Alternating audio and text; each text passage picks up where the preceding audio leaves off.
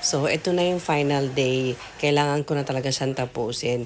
Which is yung mister ko kasi umattend siya ng Bible study. So, late na siya nakauwi. So, hindi ko na siya hihintayin. Sabi ko, ako na talaga yung gagawa. Ayan, nag-exercise na ako kasi nga sobrang sakit. Nakakalahati na ako sa time na to ha. And then, after na matapos ko na, ito, nag-start na ako mag-decorate. Ayan, ito yung pinakahihintay ko talaga.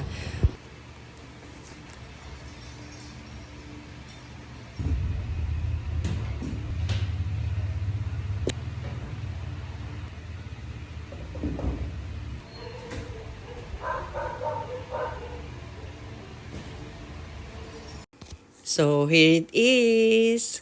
My mom is very happy. Parang hindi siya makapaniwala nung una nung tinawag ko na siya nung nakaayos na. Gulat na gulat siya. As in shock siya. Talagang gandang-ganda daw siya.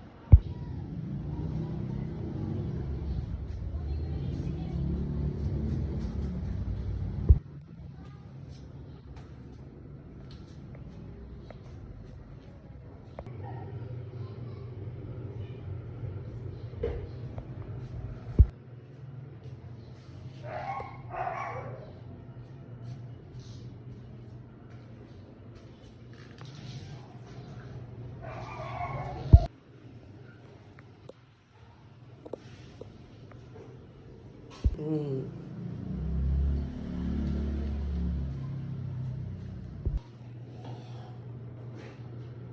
Oh, by the way, sa mga magtatanong kung ano po yung ginamit namin dito sa aming flooring, ito po yung Davis Acrylics Floor Coating. Chlorinated rubberized po siya. Kaya hindi po siya madulas kahit mabasa noon. Kaya yan po ang aming pininta dati. So, makintab po pati siya. Tsaka ngayon nga, rubberized siya. Kaya matibay. Matibay yung kanyang pinta.